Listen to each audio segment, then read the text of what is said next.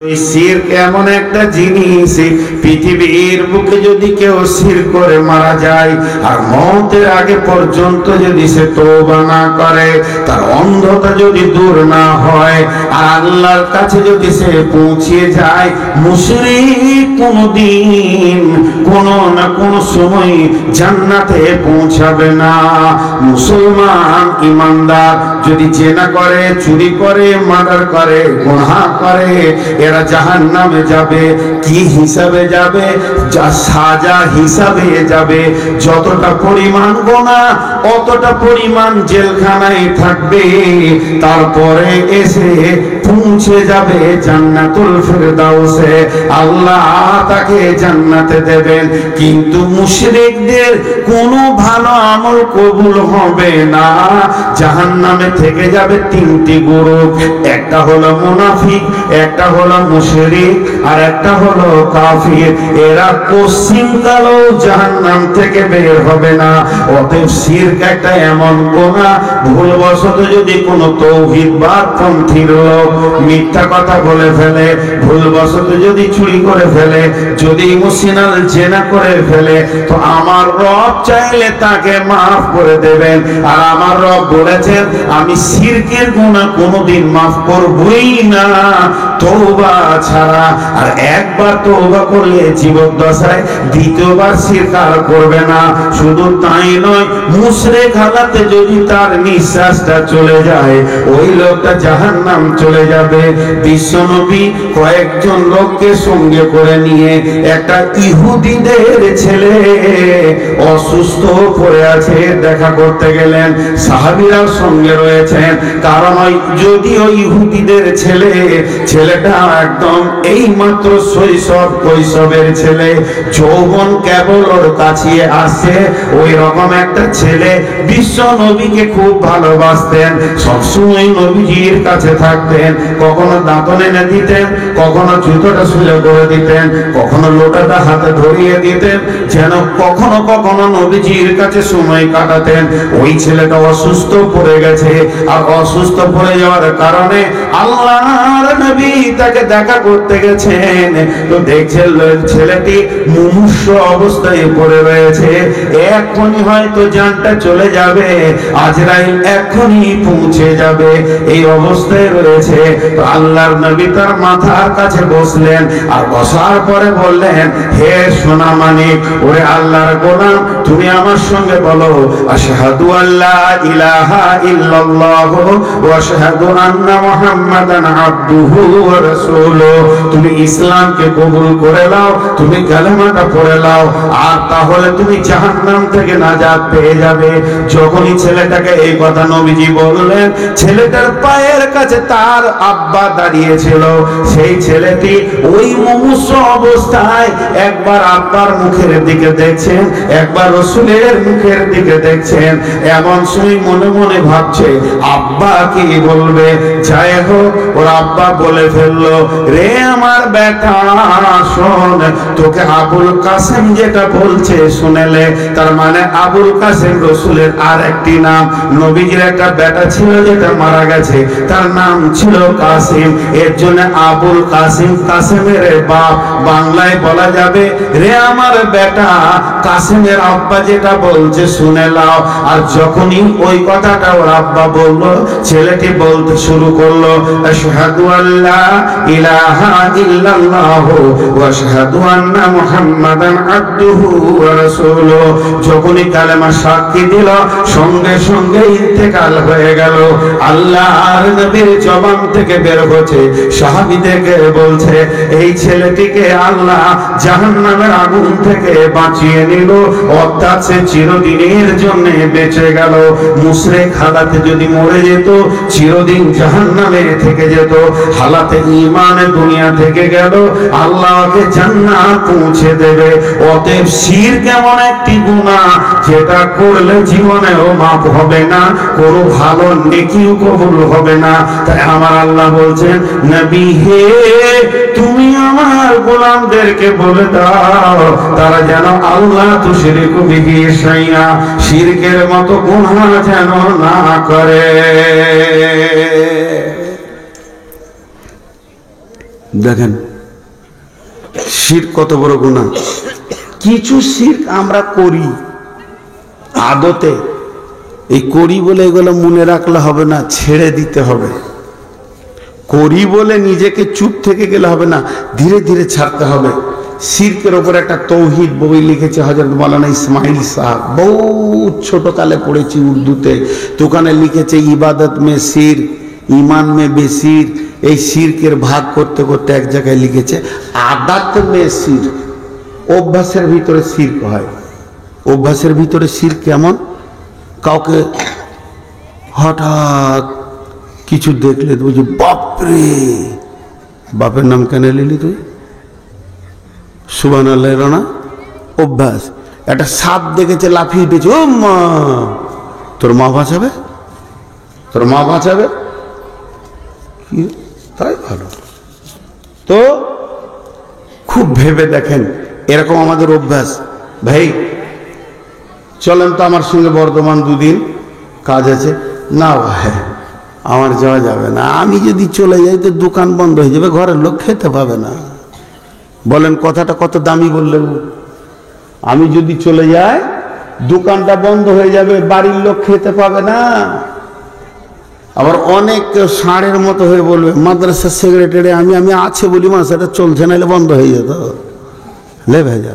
আর আমার সঙ্গে যতজন ডেট নেয়, বিশেষ করে শিরকে কথা ওর মুখে বের হবেই, আমি তোবা করা করাই ফোনই বলে করালো, এই যারা যেমন বলবে করালো।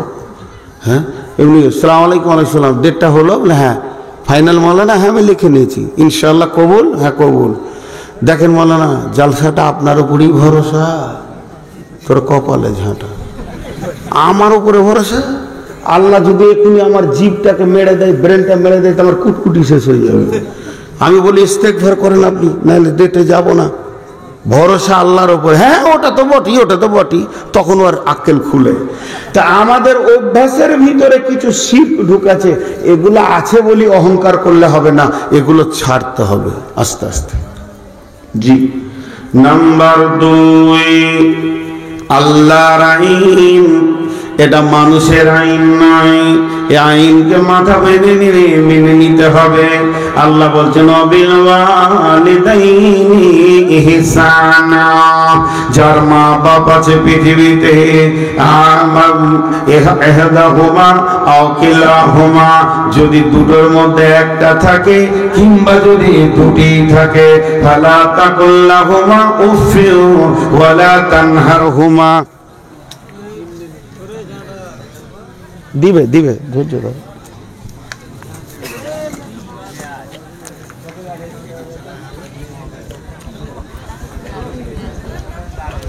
ভাগ্যে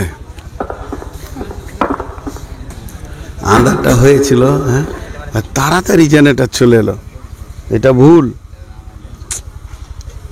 কই রে বাপ,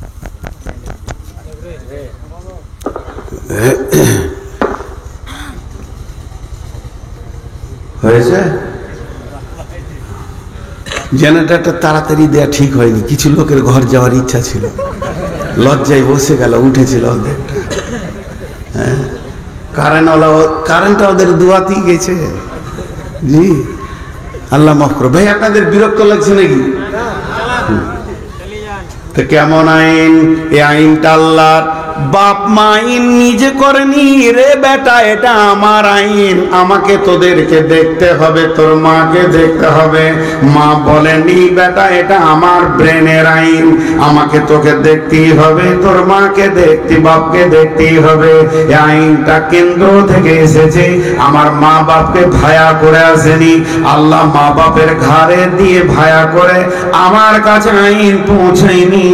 আমি যেদিন কালেমা শাহাদাতের সাক্ষী দিয়েছি আশহাদু আল্লা ইলাহা ইল্লাল্লাহ, সেদিনই আইনটা ঢুকে গেছে। নূর মোহাম্মদ রে, তোর পেছন দিকে তাকিয়ে দেখ, তোর বৃদ্ধ মা, বৃদ্ধা মার বৃদ্ধ বাপ আছে কিনা? আল্লাহকে বললাম হ্যাঁ আছে। তখন আমার আল্লাহ বলছেন এদের ব্যবহারে উফ শব্দটাও করবি না। ফালা তাকুল্লাহুমা উফিউ ওয়ালা তানহারহুমা, তাদেরকে ঝিড়কাবি না, নিজে উহ করবি না। ওয়াকুল্লাহুমা কাউলান কারীমা, তাদেরকে মহব্বতের কথা শোনাবি। জি, তাদেরকে মিষ্টি মিষ্টি কথা শোনাবি, খবরদার ধমকাবি না। মা বলছে, বেটা আব্দুল লতিফ, জি মা, এদিকে এসো তো, এক কাজ করো বেটা, ফারাক্কা যাও তো। তো গাছ সাইকেলটা নিয়ে বেরোচ্ছে, এ বেটা শোন শোন শোন, যেতে হবে না, বস, দরকার নেই, আমি বলছিলাম যেটা লাগবে না। তো বসে গেল, যা রে বেটা, যা যা যা, হলেই ভালো হয়। তখন ওর আব্বা বলছে, কোথায় যাবি রে, বস, যেতে হবে না, আমি দিয়ে এসছি। এই যা যাস না, যা যাস না, শেষকালে রেগে বলছে, উফ মা, এটা বলতে মানা করছে। তারা 1000 বার তোকে ডান দিকে বাঁ দিকে করবে, তুই উফ বলবি না। জি, লাভ কি হবে? মা বাপের বারে অনেক গল্প, অনেক উপন্যাস, অনেক কথা বলেছি। কি হলো বলেন দিদি, কি হলো বলেন? লাইনটা এসেছে, দেখেন আমি বুঝতে পারিনি, বুঝিয়ে দিলে লাইন এসেছে, তার জন্য ও চেঞ্জ করলেন। তো ওরও হুঁশ নাই যে চেঞ্জটা কখন করতে হবে। আল্লাহ তাবারাক ওয়া তাআলা বলছেন, দেখ তোর মা বাপের ওপরে কোনো কথা বলিস না, তবে যদি মা বাপের সঙ্গে ভালো ব্যবহার করিস, আমি আল্লাহ তোকে 2খানা উপহার দিব। ওয়ান জাবিরিন রাদিয়াল্লাহু তাআলা আনহু قال قال رسول الله সাল্লাল্লাহু আলাইহি ওয়াসাল্লাম, হযরত জাবির রাদিয়াল্লাহু তাআলা আনহু বর্ণনা করছেন, আল্লাহর নবী বলেছেন, মান সালাসাকুন্না ফীহি ইয়াসাল্লাল্লাহু আতহু ওয়া ইয়াদখুলুহু জান্নাতাহু। পৃথিবীর মুখে যে 3টি আমল করে যাবে, আল্লাহ তাবারাক ওয়া তাআলা তার গুনাহগুলিকে মাফ করে দেবেন, মওত হবে আসানে এবং হাসতে হাসতে জান্নাতে যাবে। সেই 3টে কাজের মধ্যে একটা কাজ, অবিলম্ব ইহসানুল মামলুক, রিফকুল ওয়ালিদাইন, রিফকুন বিযাইফি, ইহসানুল মামলুকি, সাফকাতুল ওয়ালিদাইনি। মা বাপের সঙ্গে সাফকাত করতে বলেছে, ভাষাটা বের করেছে সাফকাত, মানে মা বাপকে হারাইতে হবে, কিছু কাজে হারাইতে হবে। এটাতে হারাইলে নাকি কেমন? আপনার আব্বা ডাকছে পেছন থেকে, রফিক রে, এই রফিক, কয়বার বলেছে? 2 বার। রফিক রে, এই রফিক, কয়বার বলেছে? 2 বার। আপনি 5 বার বলেন, জি আব্বা, আব্বা কি বলছেন আব্বা, আব্বা বলেন, আব্বা আমি হাজির আছি, আব্বা বলেন, কিছু বলছেন আব্বা, কলজাটা ঠান্ডা হয়ে যাবে। মা যদি একবার বলে, খাদিজা রে, বড় বহুকে ডাকছে, খাদিজা, মা বলেন, মা কি বলছেন, মা শোনা, মা বলেন, আমি রেডি আছি, কি চাই, কি দরকার, মা বলেন। ও 2 বার বলেছে, আমি 10 বার বলবো, জি, কলিজাটা ঠান্ডা হয়ে যাবে। এই ব্যবহার আর অঙ্গভঙ্গি দিয়ে, 2টি জিনিসকে দিয়ে যদি কেউ মা বাপের দিলকে ঠান্ডা রাখতে পারে, তো তার মওত হবে আসানে, আর হাসতে হাসতে জান্নাতে যাবে। এর জন্য আমার আল্লাহ বলছেন, নবী হে, আর বৌমারা শ্বশুর শাশুড়ির দিল ঠান্ডা রাখবে। এর জন্য আমার নবী বলছেন, আমার আল্লাহ বলছেন, নবী হে, তোমার উম্মতদেরকে বলে দাও, আমার গোলামদেরকে বলে দাও, তারা যেন মা আব্বার সঙ্গে ভালো ব্যবহার করে। নাম্বার 3, ولا تقتلوا أولادكم من إملاق نحن نرزقكم وإياهم। হে পৃথিবীর পুরুষ এবং নারী, হে নরনারী ও মা বাপের দল, তোমরা খেতে দিতে পারবো না, সংসারে সচ্ছলতা থাকবে না, অভাব দেখতে পাবো, খাবারের টান চলবে, ছেলে মেয়েকে সুখের জায়গায় পৌঁছাতে পারবো না। এই নিয়তে খবরদার তোমরা নিজেদের সন্তানগুলিকে কেটে কেটে ফেলে দিও না।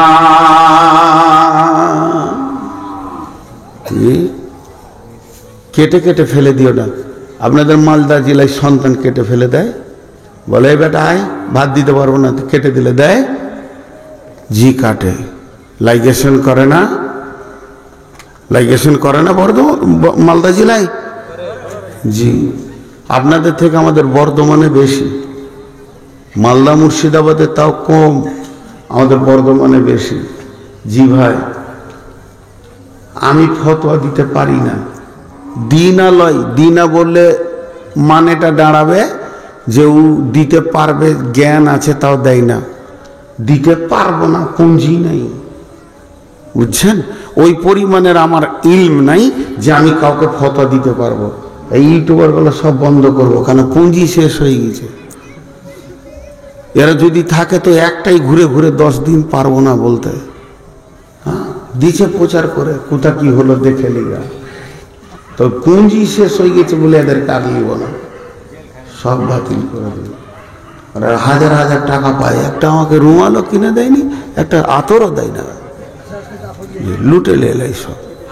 তো যে কথাটা বলছি খেয়াল করেন, আল্লাহ তাবারাক ওয়া তাআলা বলছে সন্তান কতল করিও না। আমাদের বর্ধমান জেলায় এক আলিম ছিলেন, উনি দুনিয়া থেকে চলে গেছেন। ওনার যদি ফতোয়া এত কড়া ছিল, আমার আব্বারা বলতেন, অনেক মুরব্বী কালের, নাম বলবো না, কবি নজরুলের শিক্ষক ছিল, এটাও ধরে নিতে পারেন, কবি নজরুলের শিক্ষক ছিল। তোমার ফতোয়া কত কড়া জানেন? দুটো ফতোয়া শুনলাম নি, এখনই অবাক হয়ে যাবেন। একটা ফতোয়া হচ্ছে, কেউ যদি জর্দা খায়, যে জর্দা খেয়ে ওর পানের পিঠটা পুচ করে ফেলে দিলে, আর ওই ফেলেছে তো একটা ঘাসে পড়ে গেছে, ঘাসটা একটা বকরিতে খেয়েছে, বলছে বকরির মাংসটা হারাম। ওর ফতোয়া কত কড়া। জর্দাখোর যদি মরে যায়, ওর কবরে যদি ঘাস হয়, গরুতে খেলে তো ওর গরু গোশ হারাম, খুব কড়া। একটা ঘটনা ঘটেছিল আমাদের এলাকায়, বেটির বিয়ে দিচ্ছে, বেটির বিয়ে। তো আগেকার যুগে, এখন তো সিডি টিভি হয়ে গেছে, তো আগেকার যুগে এইভাবে গান করতো, গান মেয়েরা ঢোল বাজিয়ে করতো না, তো বেটির বিয়েতেও বাড়িতে গান শুরু করে দিয়েছে। তো ওর চাচা বেঁচে আছে, বাপ মরে গেছে, মানে যার বেটির বিয়ে তার চাচা বেঁচে আছে। মুরব্বি লাঠি নিয়েছে, বলছে কি রে, আমি বেঁচে থাকতে এই ঘরে গান হবে মানে কি ভেবেছিস তোরা? তখন বলছি তুমি কত বকছো গো, তুমি জানো মৌলানা সাহেব অমুক গ্রামের, আমি ফতোয়া জিজ্ঞেস করেছি যে বিয়েতে গান করা যাবে, তো বলেছে হ্যাঁ করা যাবে। হ্যাঁ কি বললি? মৌলানা বড় মৌলবি বলেছে? বলে হ্যাঁ, আমি সকালে দিয়ে জিজ্ঞেস করে এসে তারপরে ঢোল শুরু করেছি। চমাকে নিয়ে চল, 2 কিলোমিটার রাস্তা, বেশি নয়, সাইকেলে নিয়ে চমাকে, মুরব্বি চেপেছে। যাওয়ার পর মৌলানা দেখছে বসে আছে, কিতাব টিতাব পড়ছে মাদ্রাসায়। মৌলানা বলে কি হলো? বিয়েতে গান করা যাবে? বলছে আস্তাগফিরুল্লাহ, লা হাওলা ওয়ালা কুওয়াতা ইল্লা বিল্লাহ, কাবিরা গুনাহ গো।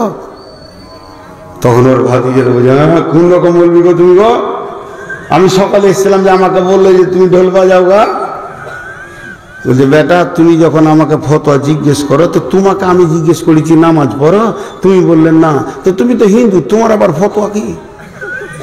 ল্যাংটা হে নাচো, তোমার চাচা নামাজ পড়ে, ওর বাজানো যাবে না। তুমি যেদিন নামাজ ছেড়েছো, কোরআনের আইন সেদিন তোমার সাথে সম্পর্ক নাই, তোমার আবার কিসের ফতোয়া?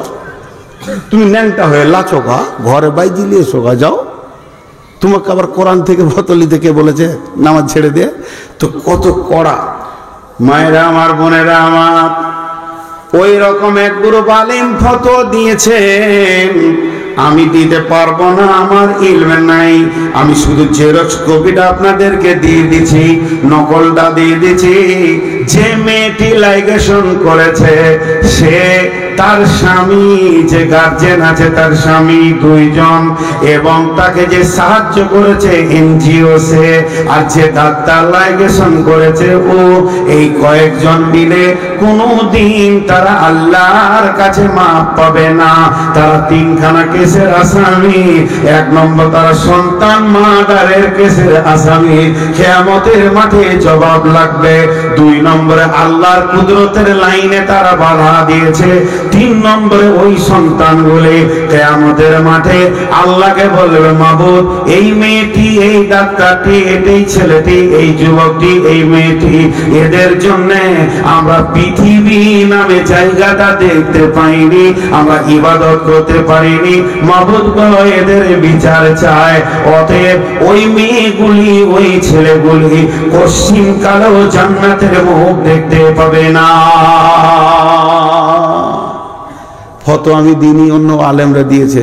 যদি কোনো ফতোয়া এখন আসে, আলেমরা বলে যে না তওবা করলে তোর জান্নাত আছে, তো তার সঙ্গে একটু বোঝাপড়া করে লিয়েন। আমি খালি শুনিয়ে দিলাম পুরাতন আলেমদের ঘটনা। খালি বলছে দে, পেট কেটে দে, ছেলে পিলে বেশি লিব না। আল্লাহ বলছেন নাহানু নারযুকুকুম ওয়া ইয়াহুম, রুজি তুই দিস না, তোর বাপ দেয় না, তোর গোষ্ঠী দেয় না। একই জমিতে ফসল ফলে অম্ল তিক্ত ঝাল, সেই মাটিরই উপাদান সাদা বেগুনি লাল। তোরা এইভাবে 1 কেজি দিস, আমি তোদেরকে 1 কুইন্টাল দিই। তোরা একটা আমের আঁটি দিয়েছিস, কত মন আম তোদেরকে খাইয়ে দিলাম। পৃথিবীর মাটিটা এমন একটা ফ্যাক্টরি আমি বানিয়েছি, রুজির মালিক আমি। তুই যদি মনে করিস তোর রুজি কে দেবে, তাহলে শুনেলে একটা পিপুলিকার গর্তে 35 কোটি পিপুলিকা থাকে, তাদেরকে এতই পরিমাণ আছে, প্রতিদিন 3 টাইম খাবার আমি পৌঁছে দিই। সমুদ্রে একটা হাঙ্গর আছে, বড় বড় জাহাজকে গিলে শেষ করে দিয়েছে। গোলাম মর্তুজার বইয়ে দেখবেন হাজার হাজার লোককে গিলে শেষ করে দিয়েছে, তাদেরও প্রতিদিন 3 বার পেট ভরে খাবার আমি দিই। শুধু পারবো না তোরা আর তোর ছেলে, একজন আমার আল্লাহ বলেই দিয়েছেন নাহনু নারযুকুকুম ওয়া ইয়াহুম। চলেন একবার গরুহাট থেকে ঘুরে আসি। আজকে সেরাসিনে গরুহাট দেখতে পেলাম, একটা কাজে গেছিলাম। যে গরুর হাটে গরু কিনতে গেছেন, একটা গরু 3টে বাচ্চা দেয়, একটা 2টা দেয়, কোনটা কিনবেন? একটা বকরি বছরে 6টা বাচ্চা দেয়, আর একটা বকরি 4টা দেয়, কোনটা নেবেন? হ্যাঁ, সবারই ছেলে পিলে বেশি হোক, তাদের খাবার অসুবিধা নেই, খালি আমার বউয়ের ছেলেটা বেশি হয়ে গেলে বিপদ হয়ে যাবে। কি চিন্তা ভাবনা দেখেন, মানে আল্লাহ মানুষের বাচ্চা কটাকে খেতে দিতে পারবে না। কুকুরের 7টা 8টা বাচ্চা, তাদের টেনশন নেই। জি, মাছের কত বাচ্চা, তাদের টেনশন নেই। যত টেনশন এই মোড়লের পড়ে গেছে, ঝেঁটু মুন্সি এদেরই পড়ে গেছে বেশি। জি ভাই, একটু ভাববেন রুজি দেনেওয়ালা কে? আল্লাহ। নাম্বার 4, আল্লাহ তাবারাক ওয়া তাআলা আইন রচনা করছেন, ওয়ালা তাকরাবু বিসমিল্লাহির রহমানির রহিম, ওয়ালা তাকরাবাল ফাওয়াহিশা মা জাহারা মিনহা ওয়া মা বাতান, ওয়ালা তাকরাবাল ফাওয়াহিশা মা জাহারা মিনহা ওয়া মা বাতান। হে আমার গোলাম, প্রকাশ্যে এবং গোপনে যেখানে কাবিরা গুনাহ হয়, ওই জায়গায় তুমি যেন পা দেবে না, তোমাকে যেন ওই জায়গাতে দেখতে না পাই। তোমাকে ওই জায়গায় যেন দেখতে না পাই। ছেলেকে বাপ বকে না, বলে দিছি টিউশনি যাবে ঠিক আছে, কিন্তু তোকে যেন মাঝপট্টিতে দেখতে না পাই, ফারাক্কায়। কারণ ওই দিকেও পার হয়ে যায়, ওখানে বদমাস ছেলেরা আছে, মাতাল টাতাল আছে। এই জন্য বাপ ছেলেকে সাবধান করছে যে তোকে টিউশনি দিয়েছি ঠিক আছে যাবি, কিন্তু তোকে যদি ওই ফারাক্কার মাতালদের পাশে দেখি তো চুপকে দেবো। তা আল্লাহ ওইটাই বলছেন, আল্লাহ বলছেন খবরদার, যেখানে প্রকাশ্যে এবং গোপনে গুনাহ হয় ওই জায়গায় তুমি যেও না। জুয়ো চলছে, লুডু চলছে, তাস চলছে, দাবা চলছে, জেনা চলছে, মদ চলছে, সেই জায়গায় যেন গোলাম রে তোকে দেখতে না পায়। শুধু এতটুকু নয়, শোন আমার গোলাম, এমন একটা জায়গা পৃথিবীতে রয়েছে, সেটা হলো ব্যাংকে। ব্যাংকে তাহলে আমাদের যাওয়া যাবে না, কারণ প্রকাশ্যে সেখানে সুদের কারবার চলছে। ভাইয়ের আমার, আমি ফতোয়া দিতে পারি না, ফতোয়া নিতে গেছিলাম একজন মাদানী ভাইয়ের কাছে, যে ব্যাংকের বইটা কি করবো ভাই। উনি বলছেন তাকওয়ার নজরে চলবে না সেখানে পা দেওয়া। তবে যদি ফতোয়া নেন, এতটুকু পারমিশন মুক্তিরা বসে দিয়েছে। বর্তমান চোর ডাকাতের জামানা, আপনার উপরে হামলা হতে পারে। লাখ লাখ টাকা, কোটি কোটি টাকা যারা কারবার করছে, তারা একটা বই কোন রকম রাখতে পারে, একটা এই ব্যাংকে, একটা ওই ব্যাংকে, আর একটা ওই ব্যাংকে। এমন করে তোমাকে মাস্তানি করতে হবে না। একটা শুধু মালের রক্ষণাবেক্ষণের জন্য তোমাকে পারমিশনটা দেওয়া হলো। ক্ষুধা লেগেছে, ভোগ লেগেছে, কিছুই নাই, টাকা নাই, পয়সা নাই, বাগানের আম পাড়তে এসো তো মালিক নাই। একটা আম না খেলে চলবে না, দুটো আম না খেলে চলবে না, কিন্তু মালিককে বলে নিলে তো হারাম হবে না। মালিক নাই, আমার রব পারমিশন দিয়েছে, তুমি জান বাঁচানোর জন্য চুরি করে খেলে হারাম হতো, ওই হারামটা তুমি দুইটা খেয়ে নাও, তবে ব্যাগে ভরা যাবে না, বোঝ করা যাবে না। ওই রকম আমাদের বড় বড় মুফতিরা বলেছেন একটা বইয়ে রাখো, আর না রাখলে আরো ভালো হয় তাকওয়ার নজরে। ওয়ালা তাকরাবুল ফাওয়াহিশা মা জাহারা মিনহা ওয়া মা বাতান। আল্লাহ তাবারাক ওয়া তাআলা বলছেন, এ আমার গোলামের দল, প্রকাশ্যে কিংবা গোপনে যেখানেই চলছে কাবিরা গুনাহ, ওই জায়গায় যেন তোকে দেখতে না পায়। আর 5 নম্বরে বলছেন ওয়ালা তাকতুলু নাফসাল্লাতী হারামাল্লাহু ইল্লা বিল হাক্কি। খবরদার, একটা মানুষ হয়ে আর একটা মানুষকে মার্ডার করে দিও না। ইসলাম মার্ডার শিখায়নি, ইসলাম কতল শিখায়নি। তুমি মানুষ, আর একটা মানুষকে মার্ডার করবে না।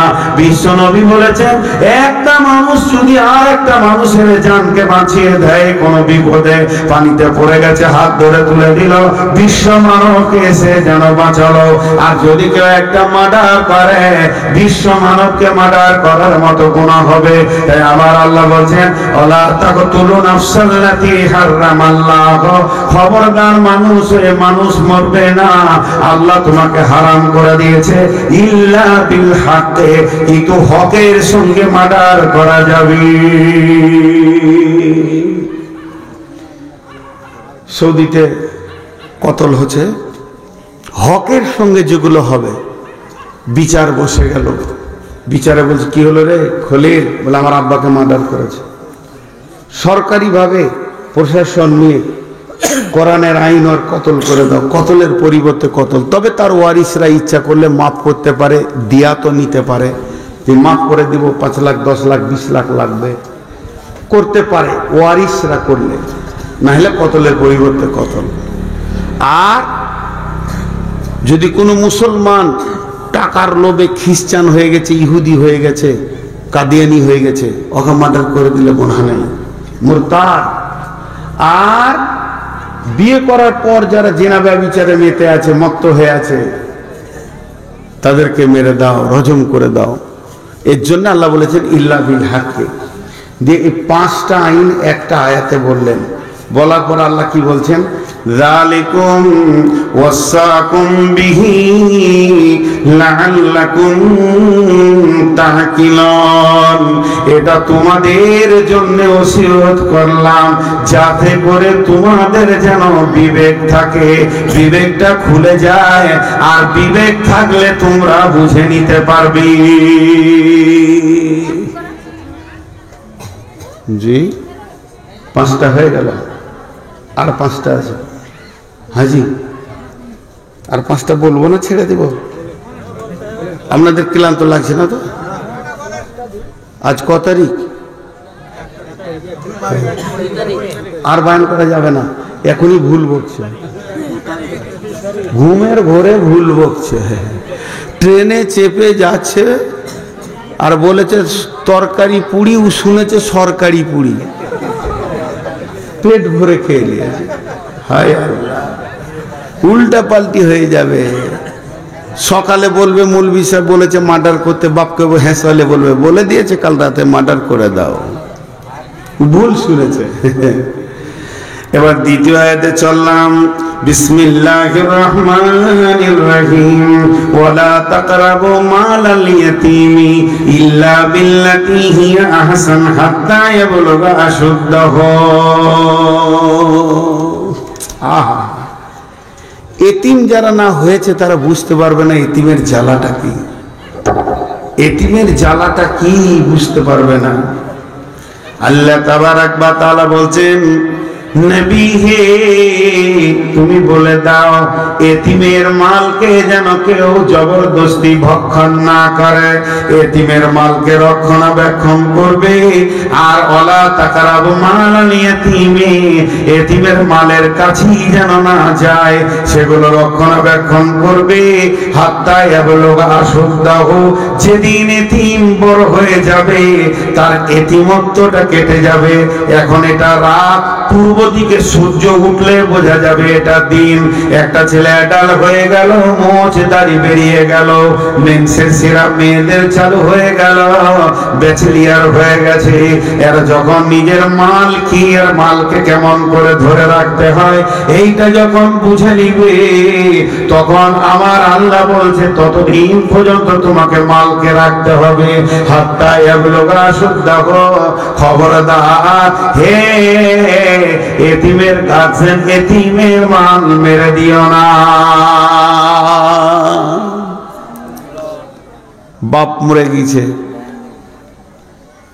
বড় ভাই মরে গিয়েছে, দুটো বেটা রেখে, তো মেজকলটা তখন বলছে, রে বেটা এই জমিটা যখন কিনি না 70,000 টাকার দাম হয়েছিল, তোর আব্বা 20,000 দিয়েছিল, আমি 50 দিয়েছি, তো 3 ভাগের 2 ভাগ আমি পাবো, এই দিকে আলটা মার, বুঝছিস? মেরে দিল এতিমের মাল। এটা একটা। স্ত্রী মারা গেছে, আবার নতুন বিয়ে করে নিয়ে এসছে, বিয়ে তুমি 2টা করো, 3টা করো, 4টা করো, জায়েজ আছে। তাহলে ছোট ছোট বাচ্চাগুলোকে দেখে মনে হচ্ছে কুকুর বিড়ালের বাচ্চা, তাদেরকে গোসল করাবারও কেউ নাই, কিছুই করে না, তাদের মাল। যে মেয়েটি মারা গেল, যাকে এখন দাফন করে আসলাম আজকে বৈকালে, কালকে সকালে আমি নতুন বিয়ে করে নিয়ে বাড়িতে আসলাম, 2টি ছোট ছোট সোনামানিক ছেলে মেয়ে ছেড়ে গেছে, এদেরকে মারছে ধরছে। সৎ মায়ের যে অত্যাচার, কালনা পোস্ট একটা ইউটিউবে দেখছিলাম, আপনারা দেখেছেন কিনা ফেসবুকে, যে বাচ্চাটাকে জোর করে বালতির পানিতে ডুবিয়ে রাখছে, 2বার চেষ্টা করে বাচ্চাটা স্লিপ হয়ে বেরিয়েছে, এর নাম সদমা। জি, মারছে। তো আল্লাহ তাবারাক ওয়া তাআলা আমাকে বলছে, নূর মোহাম্মদ রে, তোর প্রথম বিবি মারা গেল, ওই বিবির যত মাল আছে, সোনা দানা টাকা পয়সা, ওর মহারানার জমি, টাকা পয়সা, চাল ডাল যা কিছু আছে, ওর বাপ ভাই ওকে 10-20টা টাকা দিয়েছিল বেটি বলে, সেই টাকা বলি। শুধু তাই নয়, ওর যত সম্পদ তো দূরের কথা, যে খাটটাও বাপের বাড়ি থেকে এনেছে, ড্রেসিং টেবিল এনেছে, এই খাটে তোমার দ্বিতীয় বিবি শুতে পাবে না, কারণ খাটটা তোমার একা নয়। ড্রেসিং টেবিলে তোমার নতুন বিবি চিরুনি করতে পারবে না, কারণ এটা ওর একা নয়, এটার মালিক এখন বাচ্চাগুলি তুমি মিলে। তারা তো জানে না এটা তার মায়ের মাল। অতএব আমাকে বলছে সমস্ত মালগুলিকে টেনে টেনে, একটা পেয়ালা হতে পারে, একটা থালা হতে পারে, তার একটা নতুন পুরাতন সায়া শাড়ি ব্লাউজ থাকতে পারে, সেইগুলোকে সব গুছিয়ে তুমি এনে এনে এক জায়গায় জমা করে ওগুলোকে তুমি রক্ষণাবেক্ষণ করবে। খবরদার, অবহেলার কারণে যেন নষ্ট না হয়ে যায়। তোমাকে জবাব লাগবে, ওই মালগুলো তুমি কতদিন রাখওয়ালি করবে, ওই মালের পেছনে তুমি কতদিন সময় দেবে। হাত্তা ইয়াবলুগা আশুদ্দাহু, যতদিন পর্যন্ত এতিমরা মালের মূল্য না বুঝেছে, যেদিন তারা বড় হবে, যেদিন তারা ব্যাচেলিয়ার হয়ে যাবে, তাদের মালের ব্যাপারে জ্ঞান হয়ে যাবে, মাল কি জিনিস যেদিন বুঝে ফেলবে, সেদিন একটা কাজ করবে, তাদের মা বাপের মালগুলিকে এক জায়গায় জমা করবে, আর এক জায়গায় জমা করার পর সেগুলো তাকে তিলের তিলে বুঝিয়ে দেবে। এরপরে শরীয়তের যেমন বিভাজন আছে ওই রকম ভাগ করে দিয়ে তুমি তোমারটা নেবে, তাদেরটা বুঝিয়ে দেওয়ার পর তোমার ছুটি, তার আগে তোমার ছুটি নাই। আল্লাহ তাবারক ওয়া তাআলা এতিমের মালের ব্যাপারে এত কড়া কথা বলেছেন, গোটা একটা রুকুকে আল্লাহ ব্যবহার করেছেন। সূরা আন-নিসার প্রথম রুকুটা খালি এতিমের মালের উপরে কথা বলেছেন, তারপরে ফারাইজের কথা শুরু করেছেন। বিধায় এতিমের মাল অনেক কঠিন।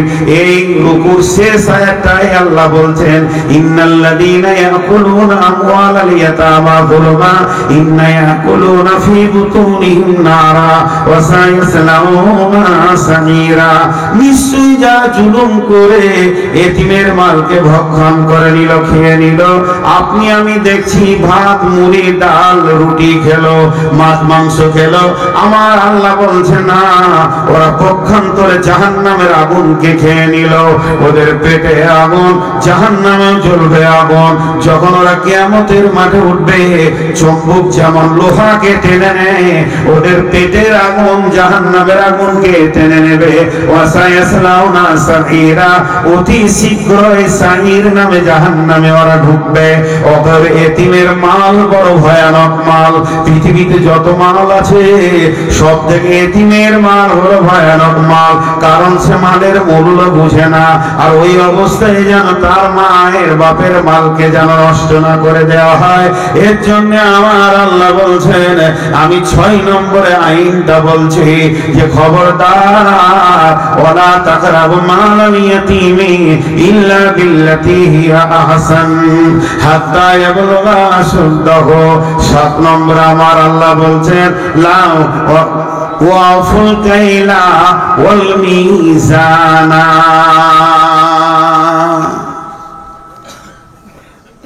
জি, ওজনটা ঠিক রাখবে। দেওয়ার সময় কম আর নেওয়ার সময় বেশি। ডেঞ্জারাস এটা ভয়ানক খারাপ অভ্যাস।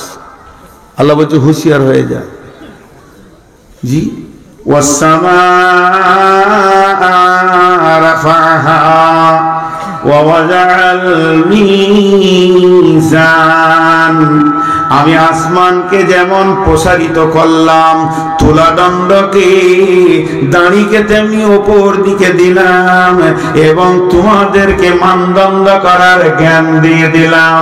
আমার আল্লাহ বলছেন, আল্লাহ তাতাগাউ ফিল মিজান, খবরদার দাড়ি পাল্লা নিয়ে বাড়াবাড়ি করিও না। ওয়াইলুল লিল মুতাফফিফিন আল্লাযীনা ইযা তালু আলান নাসি ইস্তাগফুন ওয়া ইযা কানুহুম আও ওয়াদানুহুম ইখসিরুন। আল্লাহ বলছেন, ওয়াইল নামে জাহান্নামটা দাও দাও দাও দাও করে চলছে। কাদের জন্য? যারা দাড়ি মারে, দেওয়ার সময় কম দেয়, নেওয়ার সময় বেশি নেয়। এর জন্য আমার আল্লাহ বলছেন, আল্লাহ তাবারক ওয়া তাআলা বলছেন, ওয়াউফুল কাইলা ওয়াল মিজানা, ওজনের মানদণ্ডটা ঠিক রেখে দিও। 8 নম্বরে আমার আল্লাহ বলছেন, লা নুকাল্লিফু নাফসান ইল্লা উসাহা। প্রথমেই যেটা বলেছি, আমার একটা আইন হচ্ছে, আমার এই বোঝাটা তোমাদেরকে বহন করতেই হবে। আমি জালেম নয় যে তোমাদের উপরে অতিরিক্ত বোঝা চাপিয়ে দিয়েছি। আমি রব মেহেরবান, যতটা পরিমাণে লোড নিতে পারবে ততটাই দিয়েছি। অতএব তোমরা সাবধান হয়ে যাও, আমার এই বোঝাটা নিতেই তোমাদেরকে হবে। 9 নম্বরে আমার আল্লাহ বলছেন, ওয়াইদা কুনতুম ফাদিলু ওয়ালাউ কানা যা কুরবা। যখন তুমি কোনো বিচারে বসবে, যখন কথাবার্তা বলবে, যদি তোমাকে সাক্ষী দিতে বলা হয়, ইনসাফের সঙ্গে বলবে। বড় ভাইয়ের দোষ ছোট ভাইয়ের নয়, আমার ভাইয়ের দোষ চাচাতো ভাইয়ের নয়, আমার ভাগনাটার দোষ আছে, ওই পরের ছেলেটা দোষ নাই। এখানে তুমি নিজের পার্টির দিকে টান মেরে, আত্মীয়তা টান মেরে, খবরদার আর নোংরা কথা মিথ্যা বলে দিও না, এটা তোমাকে পারমিশন দেওয়া হয়নি। তাই আমার আল্লাহ বলছেন ওয়াইদা কুনতুম ফাদিলু, যখন তুমি কথা বলবে তো তোমার ব্রেন আদালতে নিয়ে ইনসাফ করে কথাটা বলো, খবরদার যেন তোমার দ্বারা বেইনসাফি কথা না হয়।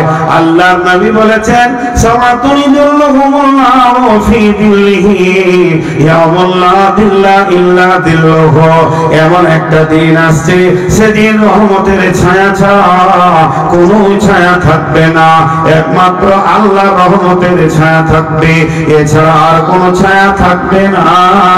আল্লাহর রহমতের ছায়া থেকে কে বাস করবে? আল্লাহর নবী যতগুলো সিরিয়াল দিয়েছেন প্রথম নম্বরে বলেছেন ইমামুন আদিলুন, ন্যায় বিচার করনে ওয়ালা।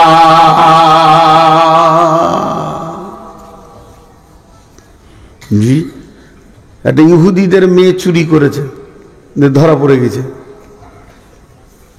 তো এবার বুঝে নিয়েছে যে রাসূলুল্লাহ সাল্লাল্লাহু আলাইহি ওয়াসাল্লাম তো বিচার করবে, কারণ মক্কা বিজয়ী হয়ে গেছে, রসুল প্রধানমন্ত্রী। তো ইহুদিদের বড় বড় যারা শেঠ, বড় বড় দামি মানুষ আছে, তারা রসুলকে এসে বলছে ইয়া রাসূলুল্লাহ, আমরা তো ইহুদি, তা আমাদের বিচারটা তওরাত থেকে করে দেন, আমাদের তওরাত থেকে করে দেন, যাতে করে মেয়েটার হাতটা বেঁচে যায়, যেন না কাটতে হয়। এবার ওদের ধ্যান ধারণা যে এর তো কোরআনের জ্ঞান আছে, তওরাতের তো জ্ঞান নাই, তাহলে ভেজালটা চুকে গেল। আমরা তওরাত পড়বো, একটা মুলবি নিয়ে আসবো আমাদের, দিয়ে বলবো তওরাতটা পড়ো আর তর্জমা করো, যেখানে হাত কাটার জায়গা আছে ওইখানটা চেক করে বাদ করে দিও। ওটা বলে চলে এসছে, ওকে শিখিয়েছে যে ওইখানটা খালি বলবি না। হ্যাঁ, বলছি বেশ ঠিক আছে, চলো বাঁচিয়ে দিই, বাঁচিয়ে দিয়ে বলে এবার চলে এসছে। আর এর আগে আল্লাহ রসুল একটা সাহাবিকে তওরাতের হাফেজ করে নিয়েছে, তো ওকে ডেকে পাঠিয়েছে, ওদের খবর নাই। তো বলছে তুমি বসো এখানে, চুপ করে বসে আছে, বলে বিচার হবে এখনই, দেখো আসছে, ইহুদিরা এসেছে। ওদের আলিমটা ওরকম করে তওরাতটা পড়তে পড়তে ওখানে ফুস করে বাদ করে দিয়েছে। তখন এই সাহাবিটা বলছে এই দাঁড়া, যা ধরা পড়ে গেল, হাত কেটে দিলে। আল্লাহ নবী হাত কাটার সময় বললেন, নবীজি নিজের হাতে কোনোদিন শাস্তি দেননি, কাউকে দিয়ে দিয়েছেন। তবে হাত কাটার সাজা যখন শোনালেন তখন নবীজি বললেন ওলাও কানা বিনতি ফাতেমাতা, এটা ইহুদির মেয়ে ফাতেমা চুরি করেছে তাই হাত কাটা হচ্ছে, এটা ভুল। আমার বেটি ফাতেমাও যদি চুরি করত, আমি নবী মুহাম্মদ নিজের হাতে হাত কেটে দিতাম। কোরআন কাউকে কনসিডার করবে না, কারো এখানে কোন রকম কিছু চলবে না। তাই আমার আল্লাহ বললেন নবী আমার গোলামদেরকে বলে দিও তারা যেন ন্যায় বিচার করে। ওয়াইদা কুনতুম ফাদিলু, যখন কথা বলবে তো ন্যায় বলবে, অন্যায় কথা বলবে না। ফাদিলু ওয়ালাউ কানা যা কুরবা, যদিও নিকট আত্মীয় হয়। এটা হলো 9 নম্বর।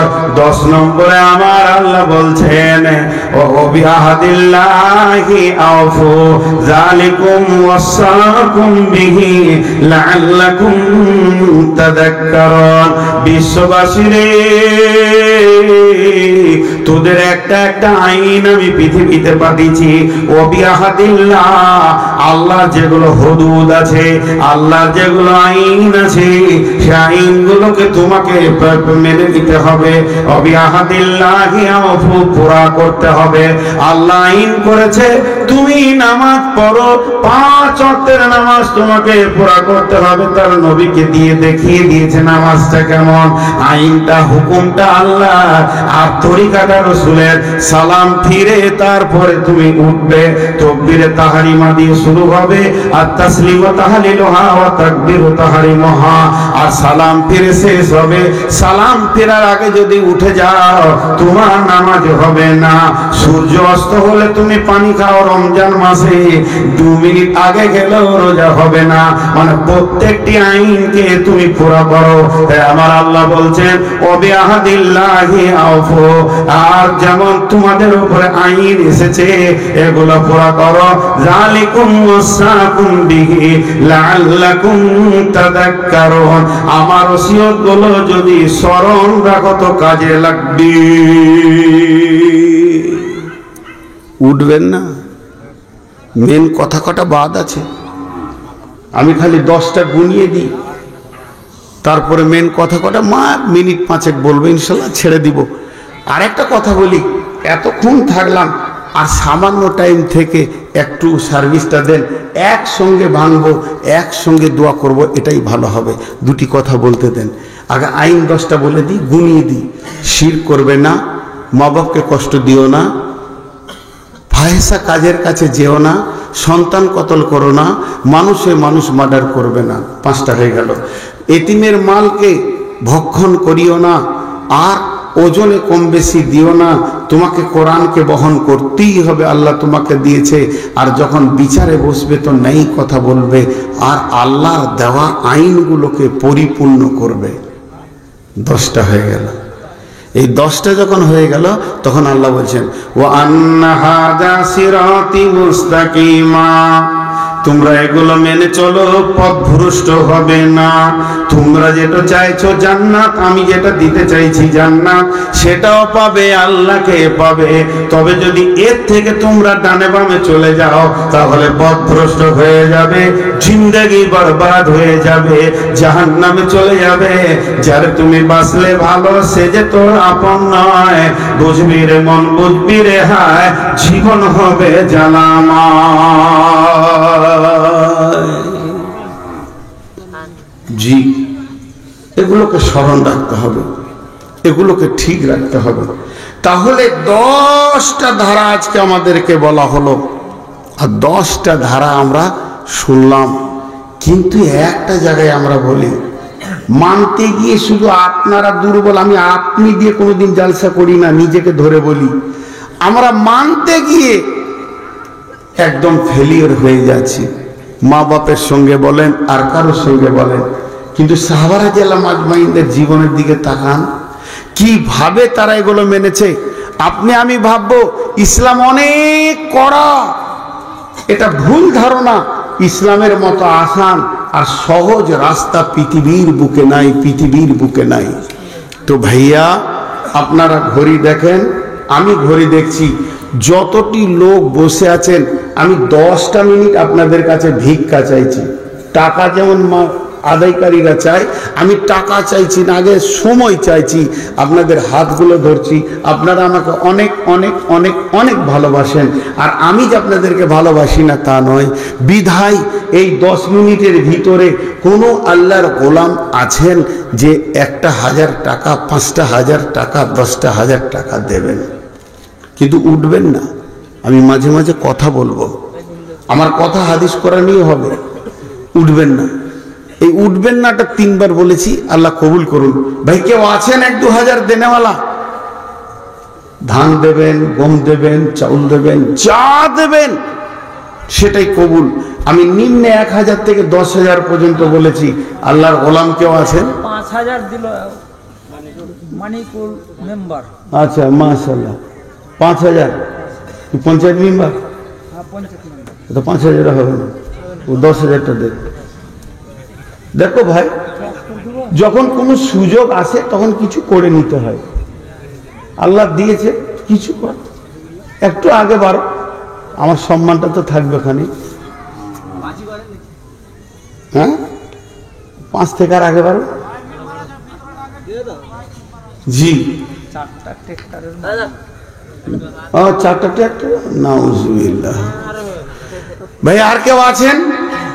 আপনি 10ই দেন, দোয়া করব, দোয়া করব, আল্লাহর জন্য দোয়া করব। জি, আল্লাহর কাছে দোয়া করব, আল্লাহর জন্য দান করেন, মানুষের জন্য। ভাই আর কেউ আছেন 1,000-2,000 দেনেওয়ালা? আচ্ছা, আপনাদের চাদরগুলোকে আরেকবার পাঠান। চাদর নিয়ে যাও তো। জি, এই চাদরওয়ালারা আপনারা পেছন দিকে চলে যান, চাদরওয়ালারা পেছন দিকে যান। ভাইয়া উঠিয়েন না, বসেন।